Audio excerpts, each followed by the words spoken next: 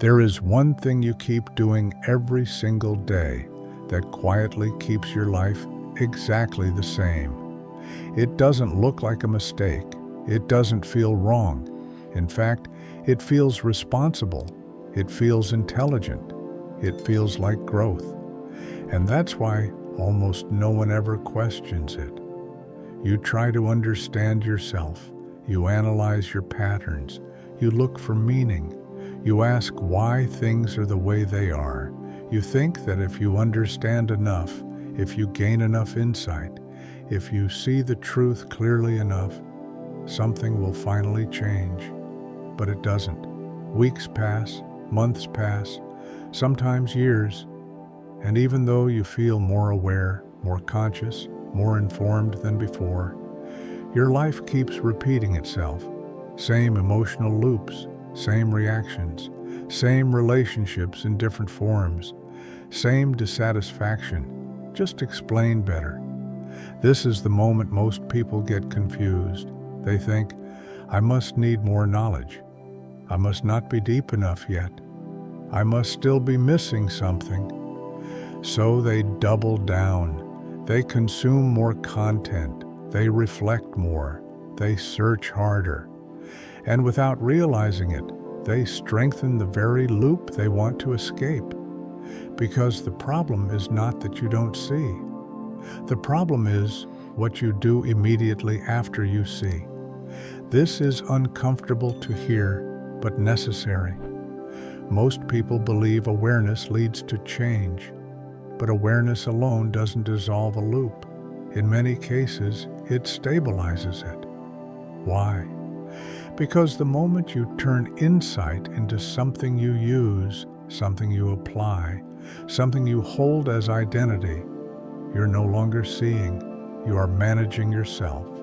You're supervising the prison instead of leaving it. Notice this carefully. You don't just observe your thoughts anymore. You comment on them. You judge them. You try to improve them. You don't just feel emotions.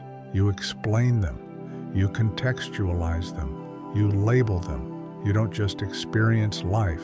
You interpret it. And all of this feels like progress, but nothing actually moves, because the loop does not survive through ignorance. It survives through participation. The loop survives because the mind stays active, busy, engaged, trying to do something with what it sees. This is why so many intelligent, reflective, self-aware people feel stuck in the same life for years. Not because they are asleep, but because they are too involved. They are constantly turning experience into meaning, meaning into identity, identity into effort. And effort keeps the wheel turning. There is a subtle moment that almost everyone misses. The moment after insight. The moment after you recognize a pattern. The moment after you realize something about yourself. Instead of stopping, you move, you adjust, you think, you try to integrate, and that movement is the trap. Because real change does not come from movement. It comes from the collapse of the one who moves. As long as there is someone trying to change, manage, optimize, or improve, the structure remains intact. This is why life feels like repetition, not because nothing new happens, but because the same center keeps responding to everything, different situations, same internal movement, different goals, same inner tension, different explanations, same result. And the most dangerous part? The loop disguises itself as responsibility. It tells you, if I don't think about this, I'm avoiding. If I don't analyze this, I'm unconscious. If I don't work on myself, I'm regressing. So you stay busy. Busy minds don't escape loops. They reinforce them. And this is where ancient traditions issued their strongest warning. Not about ignorance, not about evil forces, not about the world, but about the seeker himself becoming the mechanism. Because the prison does not need to control you when you willingly maintain it. If this feels unsettling, that's a good sign, because recognition always comes before release. And what you are recognizing here is not a flaw, but a pattern that explains why effort hasn't worked, why insight hasn't freed you, why understanding hasn't changed your life. Not because you're doing it wrong, but because you are still doing something, and the loop feeds on that. Ancient Gnostic texts describe this pattern with unsettling precision. They did not say the soul remains trapped because it is ignorant. They did not say it remains trapped because it is weak. They said the soul remains bound because it believes it is already acting correctly. This is the part most modern interpretations avoid. In the Gnostic view, the prison does not operate through force. It operates through alignment.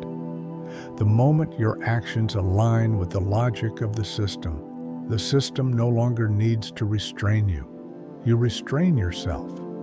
This is why the texts speak of rulers, structures, and invisible authorities not as external monsters, but as patterns of thought that organize perception and behavior. They understood something deeply uncomfortable. A person can see the illusion and still move entirely within it, because the illusion does not collapse when it is recognized. It collapses only when participation ends. This is where most seekers misinterpret awakening. They assume that seeing a pattern means escaping it. But seeing a pattern while continuing to respond from the same center only refines the loop. The Gnostics called this false freedom, not a lie imposed from the outside, but a state where the soul feels liberated while remaining structurally identical. Outwardly, things look different. Internally, nothing has shifted. The same impulses arise. The same tensions drive decisions. The same need to act, adjust, and correct remains active. And because awareness is present, the soul mistakes activity for liberation. This is why some of the most self-aware people remain the most tightly bound. They are constantly managing themselves. They watch their thoughts, monitor their emotions, optimize their behavior. They turn consciousness into a project. But consciousness was never meant to be managed. In Gnostic symbolism, this is described as the soul laboring under a foreign law. Not a moral law, a structural one, a law that says something must always be done, something must always be fixed, something must always be improved. As long as this law governs the inner world, freedom is impossible, because freedom does not emerge from better control. It emerges when control becomes unnecessary. The ancient warning was clear but subtle. The same force that binds the soul also offers it a sense of progress, not to deceive maliciously, but to preserve the structure. The prison does not resist awakening. It absorbs it. It gives the seeker language, frameworks, practices, identities, anything that keeps the movement going. This is why insight alone never dissolves the loop. Insight becomes another object to hold, another tool to apply, another step forward on a path that never ends. The Gnostics were not anti-knowledge, they were anti-compulsion. They warned that knowledge used as movement reinforces the system it seeks to transcend. True Gnosis, they said, is not accumulated.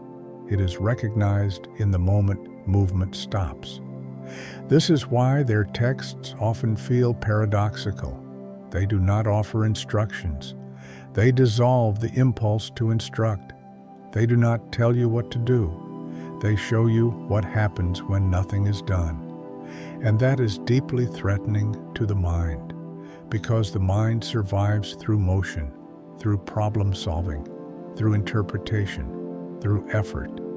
When effort ceases, the mind loses its position. And when the mind loses its position, the loop has no engine. This is the point where many turn back.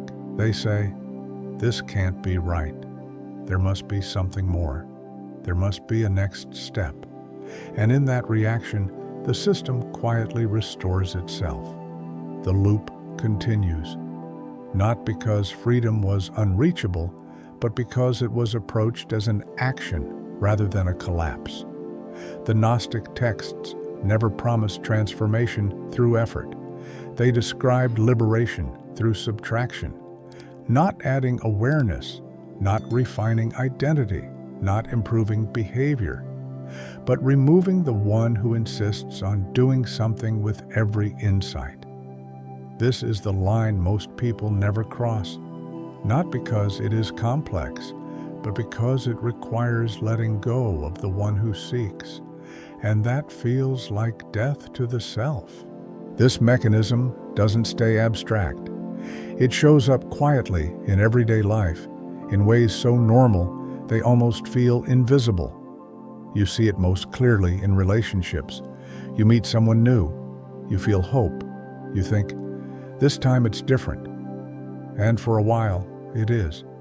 But slowly, the same tensions emerge, the same misunderstandings, the same emotional distance or conflict. And instead of stopping, you begin analyzing. You ask, "What pattern is this? What wound is being triggered?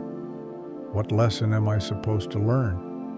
You turn the relationship into a mirror, and while insight grows, the dynamic stays the same, because the same center is still responding, not the other person, not the situation. The center inside you that needs to do something with every experience. The same thing happens with work, purpose, and direction.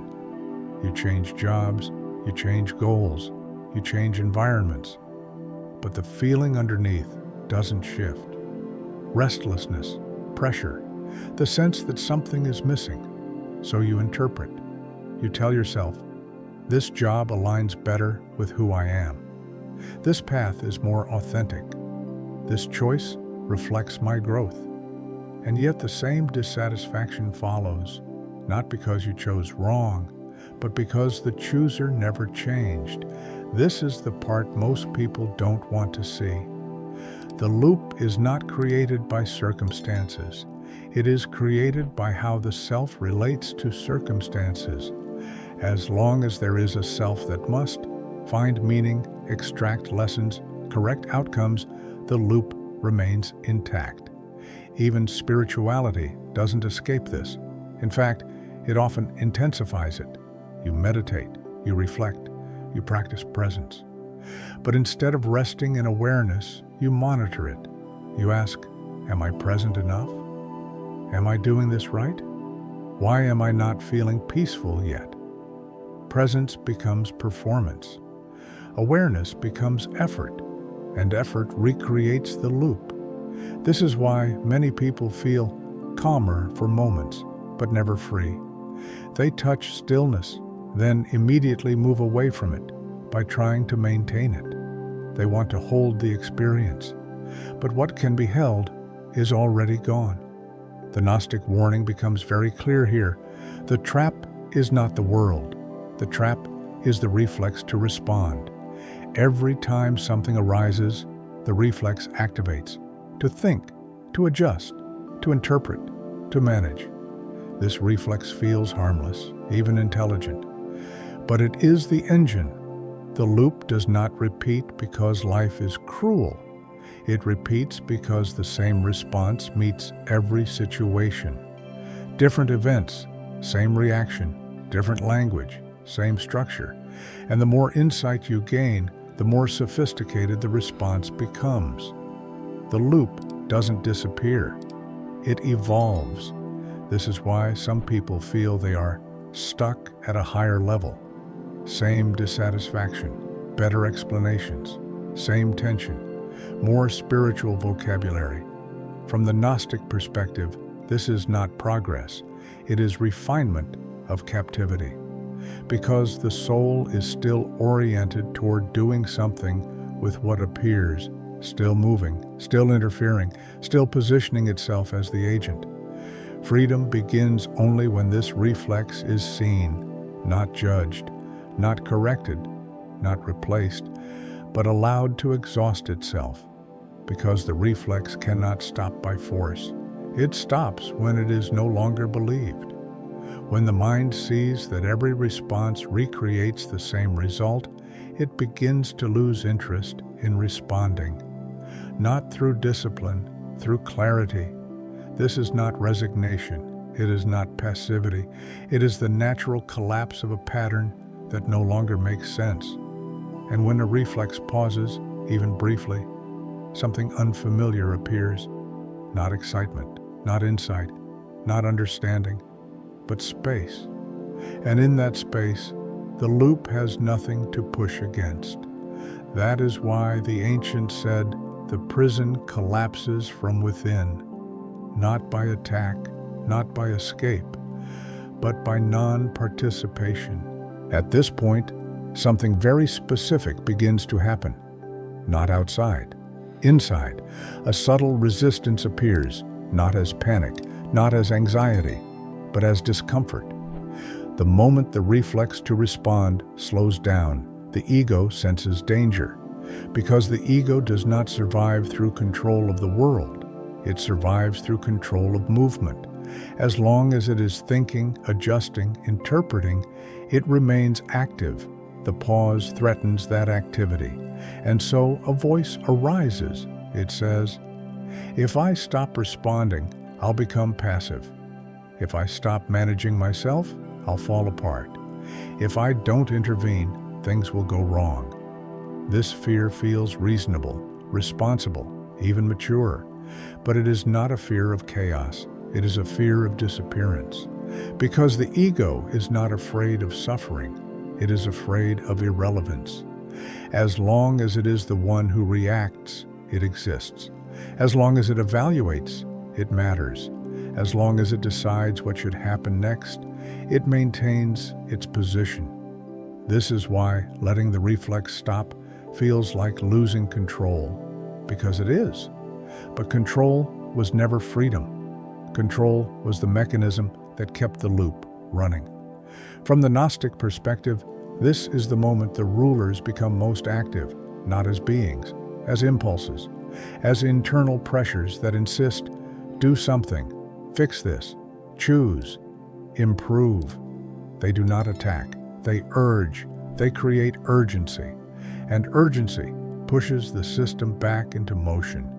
The ego tells you, if you don't act now, you're irresponsible. If you don't respond, you're avoiding life. If you don't define yourself, you'll be lost. So the reflex resumes, and the loop stabilizes again. This is why moments of clarity are often brief, not because they are fragile, but because the ego reacts quickly to reclaim its role. It rushes to explain the clarity, to interpret it, to turn it into understanding. And the moment clarity becomes understanding, it becomes memory. And memory belongs to the past. What the Gnostics pointed to was radical. Freedom does not come from choosing better. It comes from no longer needing to choose, not because choices disappear, but because the one who anxiously manages them dissolves. This does not mean life becomes inactive. Life continues. Decisions happen. Actions occur. But they are no longer driven by tension. They are no longer attempts to correct existence. They arise naturally, without the weight of self-justification. This is what terrifies the ego, because the ego believes that without its supervision, everything collapses. But the opposite is true. What collapses is only the false center, the one that believed it had to hold everything together. This is why ancient texts describe liberation as a kind of death, not a physical death, the death of the manager, the one who constantly asks, am I doing this right? Is this working? What does this mean about me? When that voice quiets, even for a moment, A different intelligence becomes visible, not louder, quieter, not commanding, observing. This intelligence does not interfere, it does not rush, it does not need reassurance, and because it does not push, nothing pushes back. This is why the loop cannot survive here. The loop requires friction, effort against resistance, action against dissatisfaction. When the ego steps aside, the system loses its tension, and without tension, there is nothing to repeat. This is the point where many misunderstand. They think this means withdrawal from life. It does not. It means withdrawal from unnecessary interference. Life does not need constant correction. The belief that it does is the last illusion, and that illusion keeps the wheel turning. When this pause becomes more stable, something unexpected happens. Nothing dramatic, no surge euphoria, no aparece una sensación de logro, no hay fuegos artificiales espirituales. In fact, many people think something is wrong because the mind expects freedom to feel like relief, like clarity, like arrival. But what appears instead is neutrality, a strange simplicity. The intensity that once drove action begins to fade. And this is deeply unsettling for the ego, because the ego measures progress through contrast, high versus low, better versus worse, awake versus asleep. When those contrasts dissolve, the ego loses its reference points. It says, this feels empty, this feels flat, this can't be it. And so many people turn back.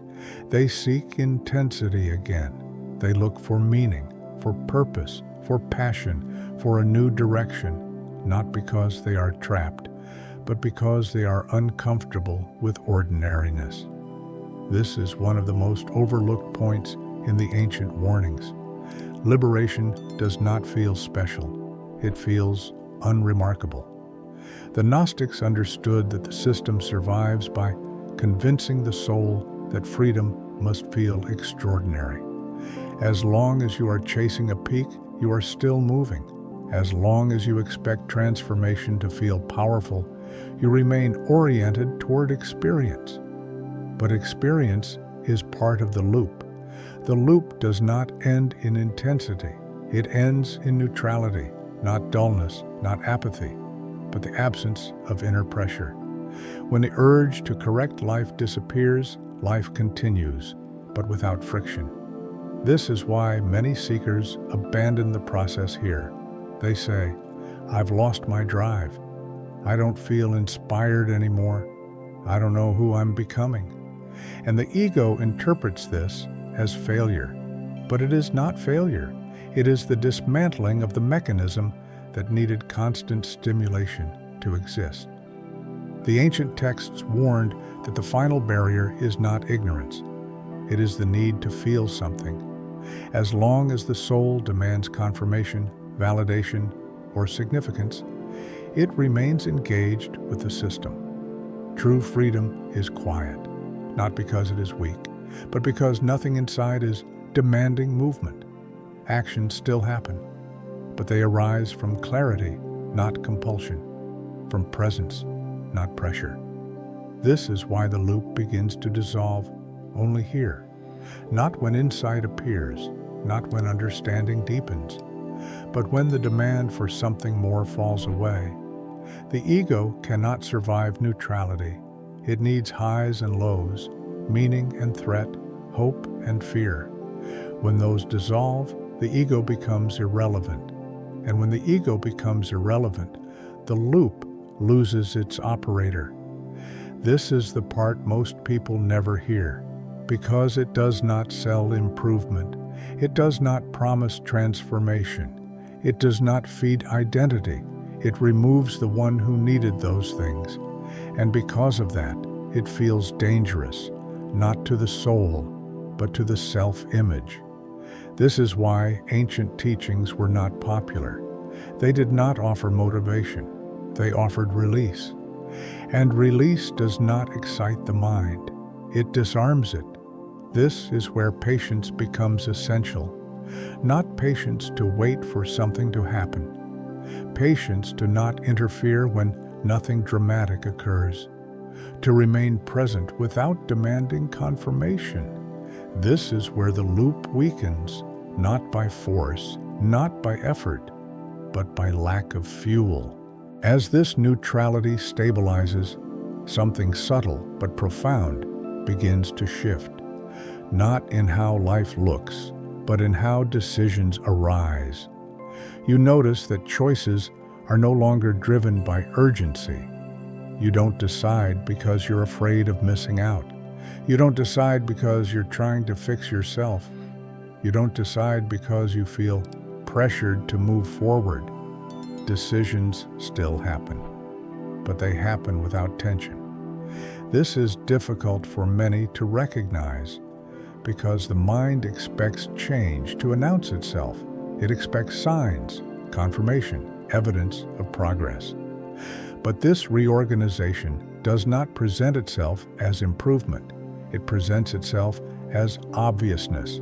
You simply stop doing certain things, not because you forced yourself to quit, not because you analyzed them away, but because the impulse behind them no longer exists. Certain conversations lose their pull. Certain ambitions fade quietly. Certain conflicts no longer trigger the same response, not through discipline, through irrelevance.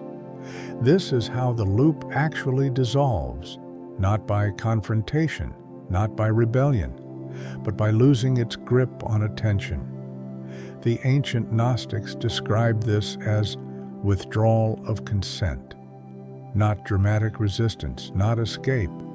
Consent simply ends, and when consent ends, the structure collapses on its own. This is why no external change is required. You don't need to abandon your life. You don't need to reject society. You don't need to destroy the world. You only stop feeding the mechanism that needed you to react. From the outside, your life may look almost identical. Same work, same environment, same routines.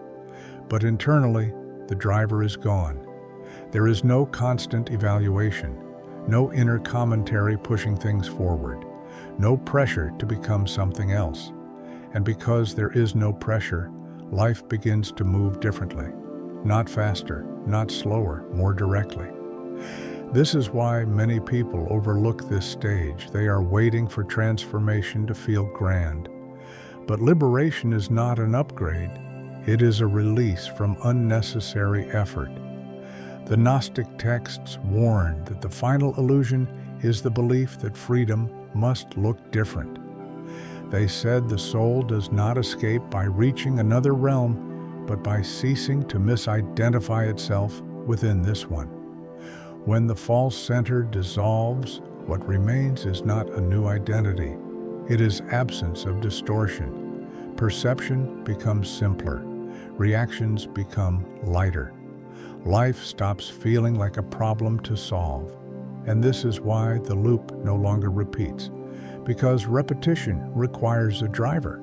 It requires a self that insists on reacting, interpreting, and correcting. When that self steps aside, events no longer trigger the same internal movement. Different circumstances arise, but the response is not recycled. This is what true change looks like, not dramatic shifts, but the end of compulsive repetition. And because this change is quiet, many people miss it entirely. They go looking for something bigger. They return to effort, to seeking, to interpretation, and the loop reactivates. This is why clarity must be accompanied by restraint, not restraint of behavior, but restraint of interference, to allow life to unfold without immediately stepping in. This is not surrender. It is precision, knowing exactly when not to act. And that precision cannot be learned. It emerges when the need to manage dissolves. At this point, the system has no leverage left, No urgency to exploit, no fear to trigger, no identity to manipulate. And without leverage, the loop cannot continue.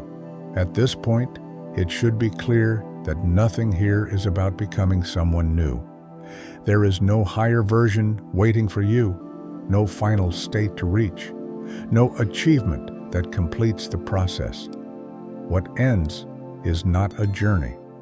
What ends is the one who believed he was on a journey. This is why the ancient warnings were never popular. They did not promise fulfillment. They did not promise purpose. They did not promise a better future. They pointed to something far more unsettling, that the suffering was not caused by lack, but by constant interference, that the repetition was not imposed from outside, but sustained from within, that the prison did not need walls because it was maintained through participation. And when participation ends, nothing dramatic replaces it. Life does not suddenly make sense. It simply stops feeling like a problem. This is difficult for the mind to accept because the mind survives by asking questions, solving issues, and defining direction. When those functions lose urgency, the mind feels unnecessary, and that feels threatening. So it looks for conclusions, for answers, for something to hold on to. But there is nothing here to hold, only something to notice. That the loop does not break through effort, it breaks through the absence of effort. Not because effort is wrong, but because effort was aimed at the wrong target. You were never meant to fix your life. You were meant to stop interfering with it. This does not mean disengagement. It means clarity without control, action without compulsion, movement without tension. When that happens, life reorganizes on its own, not according to ideals, not according to beliefs, but according to reality as it is. And that is why the change cannot be claimed. There is no one left to take credit for it. The one who wanted change is gone. What remains is simply responsiveness, clean, immediate, unburdened.